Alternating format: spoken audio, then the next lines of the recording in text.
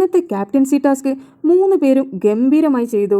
3 പേരും വിട്ടുകൊടുക്കാൻ തയ്യാറാവാതെ ഇഞ്ചോടിഞ്ച് പോരാട്ടമായിരുന്നു. ഇത് ആരും വിട്ടുകൊടുക്കാതെ ആയപ്പോൾ ബിഗ് ബോസ് പറഞ്ഞു, നമുക്ക് അടുത്തൊരു ട്വിസ്റ്റ് നടത്താം. ഇനി നിങ്ങൾ ഇത് പിടിച്ച് നടക്കേണ്ട.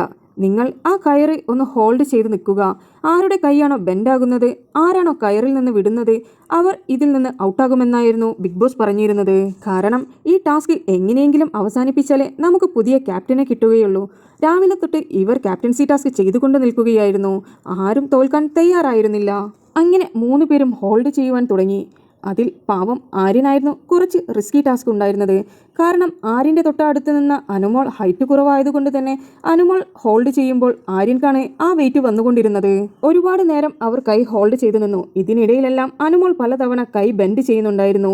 അനുമോൾ ബെൻഡ് ചെയ്യുന്നതിനനുസരിച്ച് ആര്യൻ്റെ കൈയും ഇളകുവാൻ തുടങ്ങി. സാബുമാൻ ആണെങ്കിൽ പിടിച്ച പിടിയാലെ നിൽക്കുകയായിരുന്നു.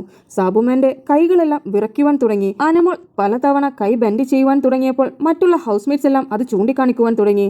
അവസാനം ആദില പറഞ്ഞു അനു ഔട്ടായെന്ന്. ഇത് ബിഗ് ബോസും സ്ഥിരീകരിച്ചതിന് ശേഷം പിന്നെ സാബുമാനും ആര്യനുമായിരുന്നു ഇഞ്ചോടിഞ്ച് പോരാട്ടം. രണ്ടുപേരും വളരെയധികം സ്ട്രെയിൻ ചെയ്തുകൊണ്ട് നിൽക്കുകയാണെന്ന് അവരുടെ മുഖം കണ്ടാൽ തന്നെ മനസ്സിലാകുമായിരുന്നു. രണ്ടുപേരും ഒരുപാട് നേരം ഹോൾഡ് ചെയ്യുവാൻ തുടങ്ങിയപ്പോൾ പതുക്കെ അവരുടെ കൈകൾ ബെൻഡാവാൻ തുടങ്ങിയിട്ടുണ്ടായിരുന്നു. ആര്യനായിരുന്നു ഇന്നത്തെ ടാസ്ക് കുറച്ച് പണിയായിരുന്നത്. കാരണം അനുമോൾ പോയി കഴിഞ്ഞതിന് ശേഷം അനുമോളുടെ ആ കയറിന്റെ ഭാരവും ആര്യന്റെ കയ്യിലേക്കായിരുന്നു വന്നുകൊണ്ടിരുന്നത്. അവസാനം ഒരു വിഭാഗം ആര്യൻ കൈ ബെൻഡാക്കിയെന്ന് പറഞ്ഞ് ആര്യനെ പുറത്താക്കാൻ പറഞ്ഞു. അങ്ങനെ ആദില ആര്യൻ ഔട്ടാണെന്ന് പറയുകയും സാബുമാൻ ക്യാപ്റ്റൻസി ടാസ്കിൽ വിജയിക്കുകയുമായിരുന്നു ചെയ്തത്.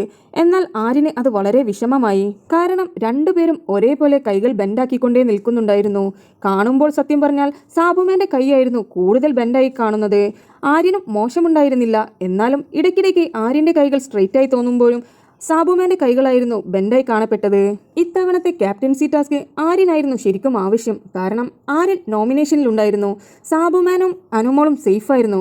ആര്യൻ പലതവണ വിട്ടുതരാൻ പറഞ്ഞിട്ടും അവർ വിട്ടുകൊടുത്തിട്ടുണ്ടായിരുന്നില്ല. അതുകൊണ്ട് തന്നെ ആര്യന് അത് വളരെ വിഷമമായി. ആര്യൻ ഒരുപാട് നേരം ആദിലയോട് ഫൈറ്റ് ചെയ്തു.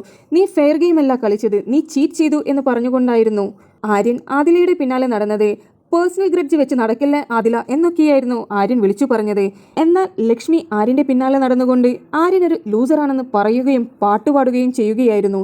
എന്തിനാണ് ലക്ഷ്മി ഇത്രയും അധികം ഓവറായി കാണിച്ചതെന്ന് ആർക്കും മനസ്സിലാകുന്നുണ്ടായിരുന്നില്ല. എന്തായാലും എല്ലാ ടാസ്കുകളും സ്പോർട്സ്മാൻ സ്പിരിറ്റിലെടുക്കുന്ന ആര്യന് ഇന്നത്തെ ടാസ്ക് അത് ഒരിക്കലും അംഗീകരിക്കാൻ പറ്റാത്ത ഒന്ന് തന്നെയായിരുന്നു. അത്രയ്ക്ക് ആര്യന് ഈ ടാസ്ക് ഇമ്പോർട്ടൻ്റ് ആയിരുന്നു. ആര്യൻ അതിനുവേണ്ടി ഒരുപാട് നേരം കഷ്ടപ്പെടുകയും ചെയ്തു.